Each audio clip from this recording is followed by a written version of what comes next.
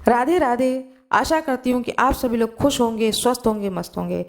भगवान गणेश की जय हो, भगवान विष्णु की जय हो, भगवान शंकर की जय हो। आज मैं आप लोगों को कथा सुनाने जा रही हूँ, सत्यनारायण भगवान की कथा, जिसे पूर्णिमा तिथि पर अवश्य सुनना चाहिए। स्कंद पुराण के अंतर्गत रेवा खंड में श्री सत्यनारायण भगवान की व्रत कथा लिखी है, जो कि मैं आज वह कथा आप लोगों को सुनाने जा रही हूँ। अध्याय प्रथम। एक समय की बात है, नैमिसारण तीर्थ में शौनक आदि 88,000 ऋषियों ने श्री सूत जी से पूछा कि हे प्रभु, इस कलयुग में वेद विद्या रहित मनुष्यों को प्रभु भक्ति किस प्रकार मिल सकती है तथा उनका उद्धार कैसे होगा। हे मुनिश्रेष्ठ, ऐसा कोई तप बताइए जिसे थोड़े समय में ही पुण्य मिले और मनवांछित फल भी मिल जाए। इस प्रकार की कथा सुनने की हम इच्छा रखते हैं। सर्वशास्त्रों के ज्ञाता सूत जी बोले, हे वैष्णवों में पूज्य, आप सभी ने प्राणियों के हित की बात पूछी है, इसलिए मैं एक ऐसे श्रेष्ठ व्रत को आप लोगों को बताऊंगा जिन्हें नारद जी ने लक्ष्मी नारायण जी से पूछा था और लक्ष्मीपति ने मुनि श्रेष्ठ नारद जी से कहा था। अब आप इसे ध्यान से सुनिए। एक समय की बात है, योगी राज नारद जी दूसरों के हित की इच्छा के लिए अनेक लोगों में घूमते हुए मृत्युलोक में आ पहुँचे। यहाँ उन्होंने अनेक योनियों में जन्मे प्रायः सभी मनुष्यों को अपने कर्मों द्वारा अनेक दुखों से दुखी और पीड़ित देखा। उनका दुख देख नारद जी सोचने लगे कि ऐसा यत्न किया जाए जिसके करने से निश्चित रूप से मानव के दुखों का अंत हो जाए। इस विचार पर मनन करते हुए वह विष्णु लोक में गए। वहां वह देवों के ईश नारायण की स्तुति करने लगे, जिनके हाथों में शंख, चक्र, गदा और पद्म थे, गले में वरमाला पहने हुए थे। स्तुति करते हुए नारद जी बोले, हे भगवान, आप अत्यंत शक्ति से संपन्न हैं। मन तथा वाणी भी आपको नहीं पा सकती है। आपका आदि, मध्य तथा अंत नहीं है। निर्गुण स्वरूप सृष्टि के कारण भक्तों के दुख को दूर करने वाले हैं।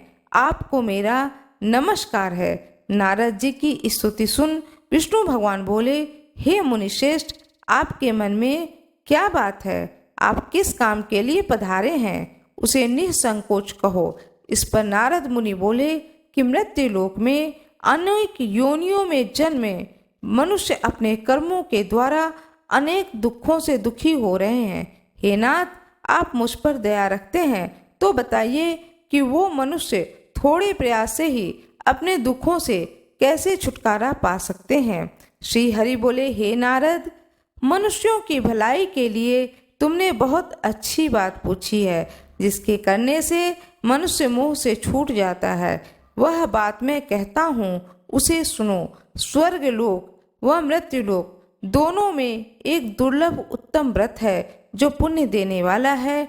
आज प्रेम वश होकर मैं उसे तुमसे कहता हूँ।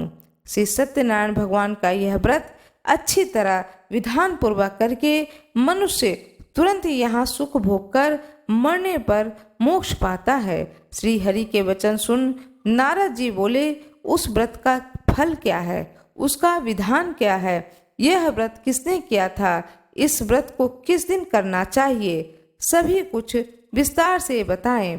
नारद जी की बात सुनकर श्री हरि बोले, दुख व शोक को दूर करने वाला, सभी स्थानों पर विजय दिलाने वाला, मानव को भक्ति व श्रद्धा के साथ साथ शाम को श्री सत्यनारायण भगवान की पूजा धर्मपरायण होकर ब्राह्मणों व बंधुओं के साथ करनी चाहिए। भक्ति भाव से ही नैवेद्य, केले का फल, घी, दूध और गेहूं का आटा सवाया लें। गेहूं के स्थान पर साठी के आटा, शक्कर तथा गुड़ लेकर भगवान का प्रसाद बनाकर भगवान को भोग लगाएं। ब्राह्मणों सहित बंधु बांधवों को भी भोजन कराएं। उसके बाद स्वयं भोजन करें। भजन कीर्तन के साथ भगवान की भक्ति में लीन हो जाएं। इस तरह से सत्यनारायण भगवान का यह व्रत करने पर मनुष्य की सारी इच्छाएं निश्चित रूप से पूरी हो जाती हैं। यह इस कली काल का कलयुग में मृत्यु लोक में मोक्ष का यही एक सरल उपाय बताया गया है। श्री सत्यनारायण भगवान की जय हो। इति श्री सत्यनारायण व्रत कथा का प्रथम अध्याय। भगवान सत्यनारायण की जय हो। दूसरा अध्याय। सूत जी बोले, हे ऋषियों, जिसने पहले समय में इस व्रत को किया था उसका इतिहास कहता हूँ, ध्यान से सुनो। सुंदर काशीपुरी नगरी में एक अत्यंत निर्धन ब्राह्मण रहता था। भूख प्यास से परेशान वह धरती पर घूमता रहता था। ब्राह्मणों से प्रेम करने वाले भगवान ने एक दिन ब्राह्मण का वेश धारण कर उसके पास जाकर पूछा, हे विप्र, नित्य दुखी होकर तुम पृथ्वी पर क्यों घूमते हो? दीन ब्राह्मण बोला, मैं निर्धन ब्राह्मण हूँ, भिक्षा के लिए धरती पर घूमता हूँ। हे भगवान, यदि आप इसका कोई उपाय जानते हो तो बताएं। वृद्ध ब्राह्मण कहते हैं कि सत्यनारायण भगवान मनोवांछित फल देने वाले हैं, इसलिए तुम उनका पूजन करो। इसी से मनुष्य सभी दुखों से मुक्त हो जाता है। वृद्ध ब्राह्मण बनकर आए सत्यनारायण भगवान उस निर्धन ब्राह्मण को व्रत का सारा विधान बताकर अंतर्ध्यान हो गए। ब्राह्मण मन ही मन सोचने लगा कि जिस व्रत को वृद्ध ब्राह्मण करने को कहा, मैं उसे जरूर करूंगा। यह निश्चय करने के बाद उसे रात में नींद नहीं आई। वह सवेरे उठकर सत्यनारायण भगवान के लिए व्रत का निश्चय किया। निश्चय करके भिक्षा के लिए चला गया। उस दिन निर्धन ब्राह्मण को भिक्षा में बहुत धन मिला, जिससे उसने बंधु बांधवों के साथ मिलकर श्री सत्यनारायण भगवान का व्रत संपन्न किया। सत्यनारायण भगवान का व्रत संपन्न करने के बाद वह निर्धन ब्राह्मण सभी दुखों से छूट गया, अनेक प्रकार की संपत्तियों से युक्त हो गया। उसी समय से वह ब्राह्मण हर माह इस व्रत को करने लगा। इस तरह से सत्यनारायण भगवान के व्रत को जो मनुष्य करेगा वह सभी प्रकार के पापों से छूटकर मोक्ष को प्राप्त होगा। जो मनुष्य इस व्रत को करेगा वह सभी दुखों से मुक्त हो जाएगा। सूत जी बोले, इस तरह से नारद जी ने नारायण जी से कहा हुआ सत्यनारायण व्रत को मैंने तुमसे कहा है। हे विप्र, मैं अब और क्या कहूँ? ऋषि बोले, हे मुनिवर, संसार में उस विप्र से सुनकर और किसने इस व्रत को किया, हम सब इस बात को सुनना चाहते हैं। इसके लिए हमारे मन में श्रद्धा का भाव है। सूत जी बोले, हे मुनियों, जिसने इस व्रत को किया है वह सब सुने। एक समय वही विप्र धन व ऐश्वर्य के अनुसार अपने बंधु बांधवों के साथ इस व्रत को करने को तैयार हुआ था। उसी समय एक लकड़ी बेचने वाला बूढ़ा आदमी आया और लकड़ियां बाहर रखकर अंदर ब्राह्मण के घर में गया। प्यास से दुखित होकर वह लकड़हारा व्रत को करते देख विप्र को नमस्कार कर पूछने लगा कि आप यह क्या कर रहे हैं और इसे करने से क्या फल मिलेगा, कृपया मुझे भी बताएं। ब्राह्मण ने कहा कि सब मनोकामनाओं को पूर्ण करने वाला यह सत्यनारायण भगवान का व्रत है।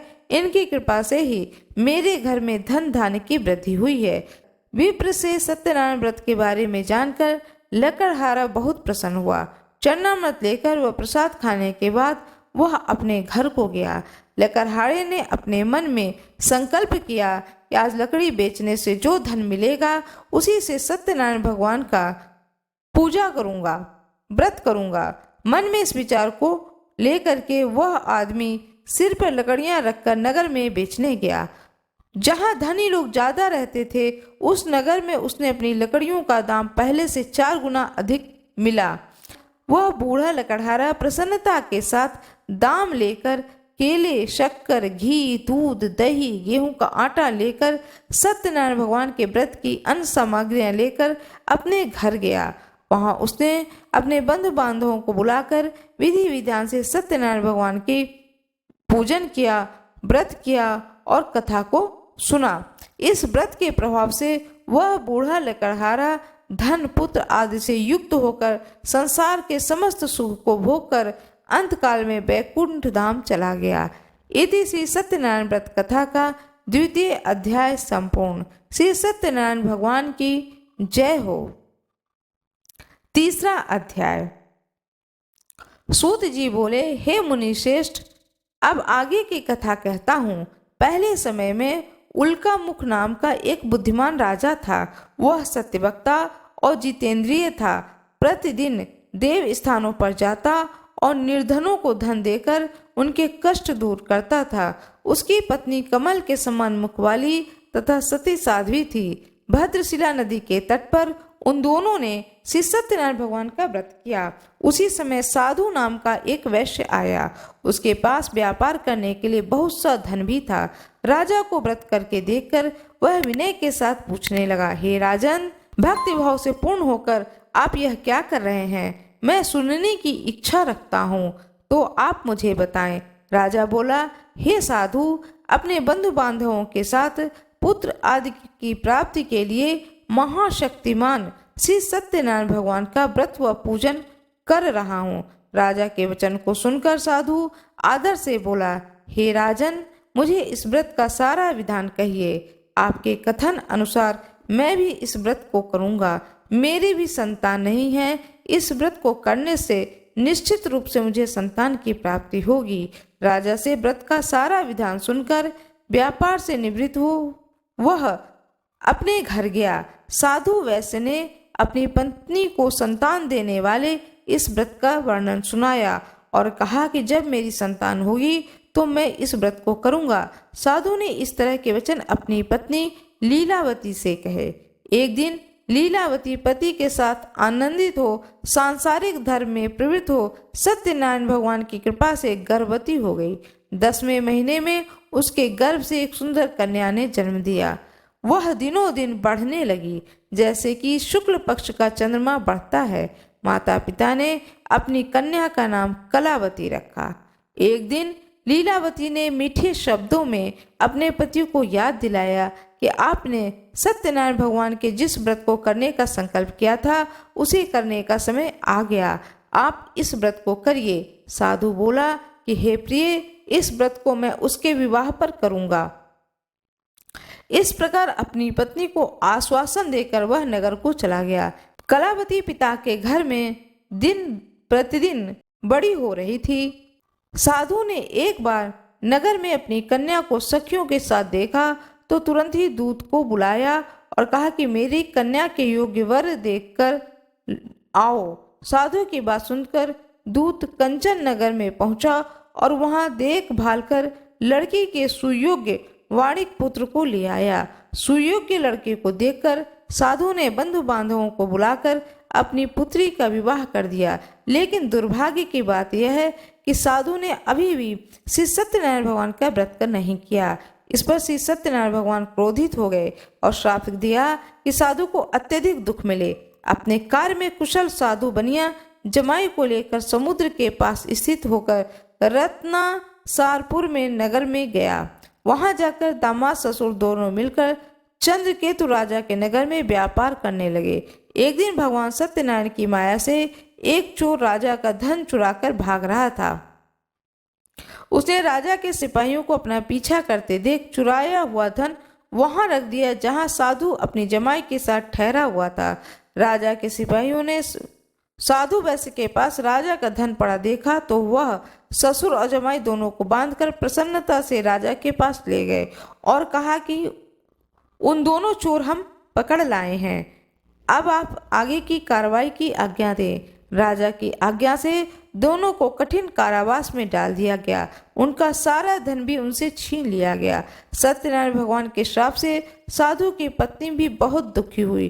घर में जो धन रखा था उसे चोर चुरा ले गए। शारीरिक तथा मानसिक पीड़ा व भूख प्यास से अति दुखी हो अन्न की चिंता से कलावती एक दिन एक ब्राह्मण के घर गई। वहां उसने श्री सत्यनारायण भगवान का व्रत होते देखा। फिर कथा भी सुनी। वह प्रसाद ग्रहण कर वह रात को घर वापस आई। माता के कलावती से पूछा कि हे पुत्री, तुम कहाँ थी? तेरे मन में क्या है? कलावती ने अपनी माता से कहा, हे माता, मैं एक ब्राह्मण के घर में श्री सत्यनारायण भगवान का व्रत देखा है, कथा सुनी है। कन्या के वचन सुनकर के लीलावती भगवान के पूजन की तैयारी करने लगी। लीलावती ने परिवार व बंधुओं सहित सत्यनारायण भगवान का पूजन किया और उनसे वर मांगा कि मेरे पति तथा जमाई शीघ्र घर आ जाएं। साथ ही यह भी प्रार्थना की कि हम सबका अपराध क्षमा करें। सत्यनारायण भगवान इस व्रत से संतुष्ट हो गए तथा चंद्रकेतु को सपने में दर्शन देकर कहा कि हे राजन, तुम उन दोनों वैश्यों को छोड़ दो। तुमने जो उसका धन लिया है उसे वापस कर दो। अगर ऐसा नहीं किया तो मैं तुम्हारा धन, राज्य व संतान सभी को नष्ट कर दूंगा। राजा को यह सब कहकर वह अंतर्ध्यान हो गए। प्रातःकाल सभा में राजा ने अपना सपना सुनाया कि बोला कि वाणिक पुत्रों को कैद से मुक्त कर सभा में लाओ। दोनों ने आते ही राजा को प्रणाम किया। राजा मीठी वाणी में बोला, हे महानुभाव, भाग्यवश ऐसा कठिन दुख तुम्हें प्राप्त हुआ, लेकिन अब तुम्हें कोई भय नहीं। ऐसा कहकर राजा ने उन दोनों को नए आभूषण वस्त्र देकर विदा किया और जितना धन उनका लिया था उसको दुगना धन वापस कर दिया। दोनों वैश्य अपने घर को चल दिए। भगवान सत्यनारायण की जय हो। श्री सत्यनारायण भगवान व्रत कथा का तृतीय अध्याय संपूर्ण हुआ। सत्यनारायण भगवान का चतुर्थ अध्याय। सूत जी बोले, वैश्य ने मंगलाचार कर अपनी यात्रा आरंभ की और अपने नगर की ओर चल दिए। उनके थोड़ी दूर जाने पर एक दंडी वेशधारी श्री सत्यनारायण ने उनसे पूछा कि हे साधु, तेरी नाव में क्या है? अभिवाणी वणिक हंसता हुआ बोला, हे दंडी, आप क्यों पूछते हो? क्या धन लेने की इच्छा है? मेरी नाव में तो बेल व पत्ते भरे हुए हैं। वैश्य के कठोर वचन सुनकर भगवान बोले, तुम्हारा वचन सत्य हो। दंडी ऐसा वचन कहकर वहां से दूर चले गए। कुछ दूर जाकर समुद्र के किनारे बैठ गए। दंडी के जाने के बाद साधु वैश्य ने नित्य क्रिया के पश्चात नाव को ऊंची उठते देखकर अचंभा माना और नाव में बेल पत्ते आदि देकर वह मूर्छित हो जमीन पर गिर पड़ा। मूर्छा खुलने पर वह अत्यंत शोक में डूब गया। उसका दामाद बोला कि आप शोक न मनाएं, यह दंडी का ही श्राप है, इसलिए हमें उनकी शरण में जाना चाहिए, तभी हमारी मनोकामना पूर्ण होगी। दामाद की बात सुनकर वह दंडी के पास पहुंचा। अत्यंत भक्तिभाव से नमस्कार करके बोला, मैंने आपसे जो असत्य वचन कहे थे उसके लिए मुझे क्षमा कर दें। ऐसा कहकर महान शोका आतुर होकर वह रोने लगा। तब दंडी भगवान बोले, हे वाणिक पुत्र, मेरी आज्ञा से बार बार तुम्हें दुख प्राप्त हुआ, तुम मेरी पूजा से विमुख हुआ। साधु बोला, हे भगवान, आपकी माया से ब्रह्मा आदि देवता भी आपके रूप को नहीं जानते, तब मैं अज्ञानी कैसे जान सकता हूँ? आप प्रसन्न होइए, अब मैं सामर्थ्य के अनुसार आपकी पूजा करूँगा, मेरी रक्षा करो। पहले के समान नौका में धन भर दो। साधु वैश्य के भक्ति पूर्वक वचन को सुनकर भगवान प्रसन्न हो गए और उसकी इच्छा अनुसार वरदान देकर अंतर ध्यान हो गए। ससुर और जमाई जब नाव पर आए तो नाव धन से भरी हुई प्राप्त हुई। सत्यनारायण भगवान की जय हो। श्री सत्यनारायण भगवान कथा का चतुर्थ अध्याय समाप्त हुआ। लीलावती और कलावती दोनों बैठ करके भगवान सत्यनारायण की कथा सुन रही थीं। जब उन्होंने सुना उनके पति नगर में आ गए हैं तो कलावती ने बिना भगवान के प्रसाद को ग्रहण किए हुए अपने पति और पिता के दर्शन के लिए नदी के किनारे दौड़ती हुई पहुंच गई। जब वहां पहुंची तो देखी कि पति और पिता नाव सहित पानी के अंदर चले गए हैं। यह देख करके नगर में चीख पुकार मच गई। वह कलावती भगवान सत्यनारायण को याद करने लगी। तब उसे याद आया कि मैंने तो प्रसाद ग्रहण ही नहीं किया है। फिर वह भाग करके दौड़ी दौड़ी अपने घर को आती है और जो भोग लगाया था उस प्रसाद को कलावती ग्रहण करती है। उसके बाद अपनी माँ के साथ भगवान सत्यनारायण से क्षमा प्रार्थना करती है कि मेरे पति को सकुशल नगर में ले आए, मेरे घर तक ले आए। भगवान सत्यनारायण प्रसन्न हो जाते हैं और उसके पति और उसके पिता सकुशल नदी में ऊपर आ जाते हैं और वह नाव से उतर करके नगर के अंदर आते हैं। फिर वह घर पर आते हैं। जब घर पर आते हैं तो देखते हैं कि पत्नी और बेटी भगवान सत्यनारायण की कथा को, व्रत को बड़े ही श्रद्धाभाव पूर्वक कर रही है। इस चीज को देख करके वह साधु वैसे बड़ा ही प्रसन्न होता है और वह भी सत्यनारायण भगवान की को मन ही मन नमस्कार करता है और कहता है कि मैं अपने पूरे परिवार सहित, बंधु बांधवों सहित आपका पूर्णिमा तिथि पर कथा अवश्य सुनूंगा। फिर जब पूर्णिमा तिथि आती है तब वह वैश्य, साधु वैश्य अपने परिवार सहित कथा को, भगवान सत्यनारायण की कथा को श्रवण करता है, ब्राह्मणों को भोजन कराता है और स्वयं ही श्रद्धा पूर्वक ब्राह्मणों को भोजन कराने के बाद में स्वयं श्रद्धा पूर्वक भोजन को ग्रहण करता है। इस प्रकार जिस तरह से सत्यनारायण भगवान ने कृपा करी, उस वैश्य के ऊपर सदा सर्वदा सभी के ऊपर भगवान श्री सत्यनारायण की कृपा बनी रहे। भगवान सत्यनारायण की कथा का 5वां अध्याय समाप्त हुआ। सत्यनारायण भगवान की जय हो, भगवान विष्णु की जय हो, माता लक्ष्मी की जय हो, भगवान शंकर की जय हो, भगवान श्री गणेश की जय हो, भगवान विष्णु की जय हो, भोले बाबा की जय हो। जैसा कि हम सभी लोग जानते हैं, भाद्रपद मास की यह पूर्णिमा तिथि अत्यंत महत्वपूर्ण पूर्णिमा तिथि मानी गई है। इस दिन पूर्णिमा का व्रत रखा जाएगा। सत्यनारायण भगवान की कथा पूर्णिमा तिथि पर अवश्य सुननी चाहिए।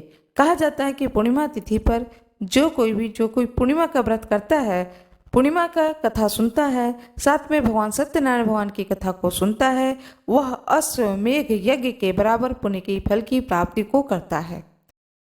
सत्यनारायण भगवान हरि विष्णु की प्रतिमा को रख करके सत्यनारायण भगवान की कथा को सुनना चाहिए अथवा पढ़ना चाहिए। एक चौकी पर पीले वस्त्र को बिछा करके भगवान विष्णु की प्रतिमा को रख करके उन्हें फूल और माला पहना करके दीपक जलाएं। दीपक जलाने के बाद में भोग में पंजीरी और चन्नाव्रत अवश्य रखें। फल और मिष्ठान का भी भोग लगाना चाहिए। इसके बाद भगवान सत्यनारायण की कथा को सुनना चाहिए। जो कोई भी सत्यनारायण भगवान की कथा को सुनता है, भगवान सत्यनारायण हरि विष्णु उसके सारे दुख और कष्ट को हर लेते हैं और उसे जीवन में लक्ष्मी की कृपा की प्राप्ति होती है। उसके घर में धन्य धान्य भर जाते हैं। सत्यनारायण भगवान की कथा को सुनने के बाद में आरती करें। आरती करने के बाद में ब्राह्मण के लिए दान स्वरूप सीधा अवश्य निकालें। यह अवश्य करें, यह बहुत जरूरी होता है। साथ में जो कोई पूर्णिमा का व्रत धारण करते हैं, उन्हें पूर्णिमा की कथा भी सुननी चाहिए। पूर्णिमा तिथि पर रात में चंद्रमा को अर्घ देकर खीर पूरी का भोग लगा करके, भगवान विष्णु को खीर पूरी का भोग लगा करके रात के समय में जब आप चंद्रमा को अर्घ दें, उसके बाद उस खीर पूरी को प्रसाद स्वरूप आप स्वयं भी ग्रहण करें। इस प्रकार से यह पूर्णिमा व्रत को धारण करना चाहिए।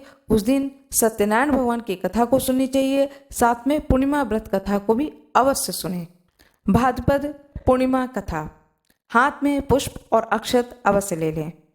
पौराणिक कथाओं के अनुसार द्वापर युग में एक बार यशोदा माँ ने भगवान श्री कृष्ण से पूछा कि वह उन्हें एक ऐसा व्रत बताएं जिसको करने से मृत्युलोक में स्त्रियों को विधवा होने का भय न रहे।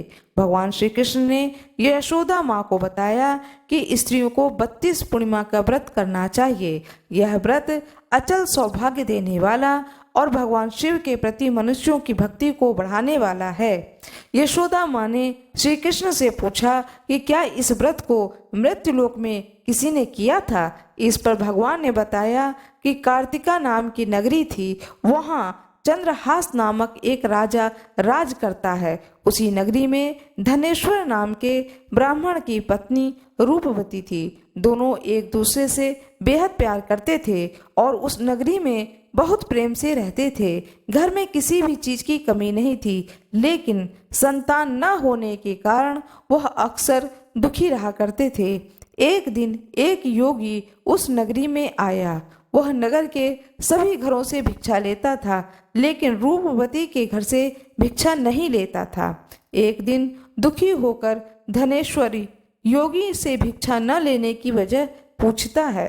इस पर योगी ने कहा कि निसंतान के घर की भीख पतितों के अन्न के समान होता है।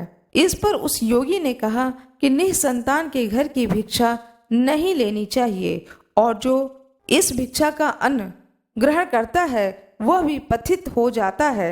इसलिए पतित हो जाने के भय से वह उनके घर की भिक्षा को नहीं लेता है। इसे सुनकर धनेश्वर दुखी हो गए और उन्होंने योगी से पुत्र प्राप्ति का उपाय पूछा। इस पर योगी ने माँ चंडी की उपासना करने की सलाह दी। धनेश्वर देवी चंडी की उपासना करने के लिए वन में चला गया।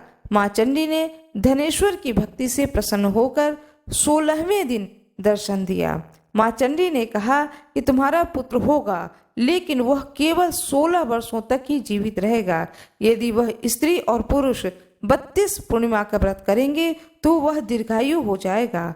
माँ चंडी ने एक आम के वृक्ष पर चढ़कर फल तोड़कर उसे पत्नी को खिलाने को कहा। माँ चंडी ने कहा कि तुम्हारी पत्नी स्नान कर भगवान शंकर का ध्यान कर फल को खा ले तो भगवान शिव की कृपा से वह गर्भवती हो जाएगी। इस उपाय को करने के बाद धनेश्वर को पुत्र की प्राप्ति हुई तथा 32 पूर्णिमा का व्रत दोनों पति पत्नी ने श्रद्धा पूर्वक किया तो उनके पुत्र की आयु बढ़ गई और वह पुत्र दीर्घायु हो गया। इस प्रकार पुत्र को दीर्घायु की प्राप्ति हुई। माता चंडी की जय हो। राधे राधे। श्री शिवाय नमस्तुभ्यम। आज मैं आप लोगों को बताने जा रही हूँ उमा महेश्वर व्रत। यह व्रत कब किया जाता है, पूजा का विधान क्या है और कथा भी सुनाने जा रही हूँ। कृपया मेरे वीडियो में अंत तक बने रहें। कृपया मेरे वीडियो को लाइक जरूर कर दें। उमा महेश्वर व्रत, यह व्रत भाद्रपद पूर्णिमा को किया जाता है।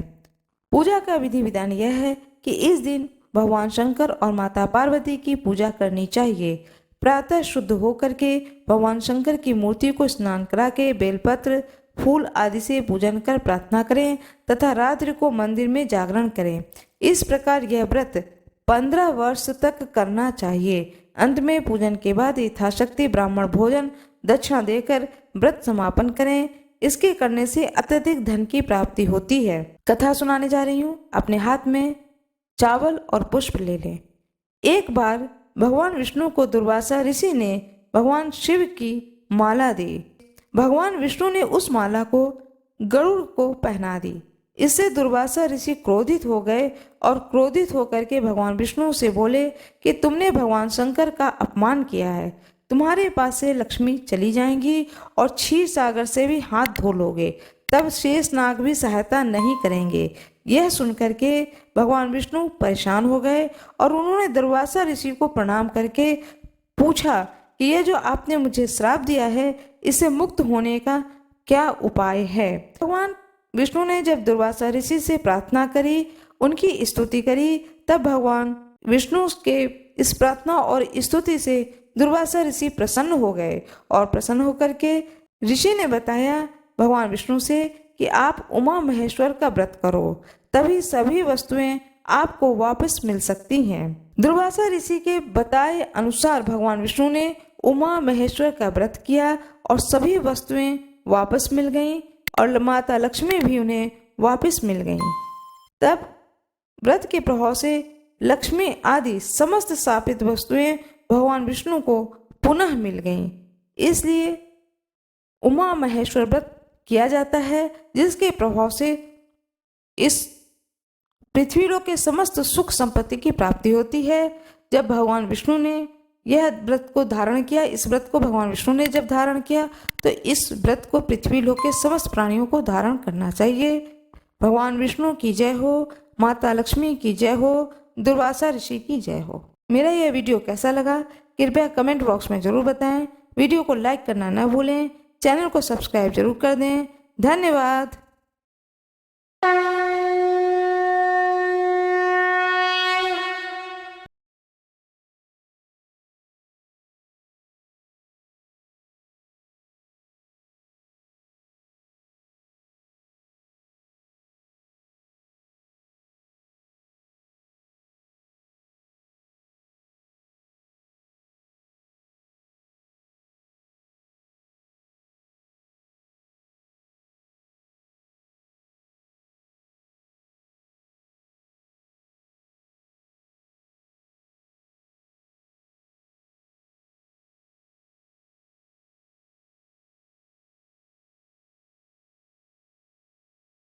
इस दिन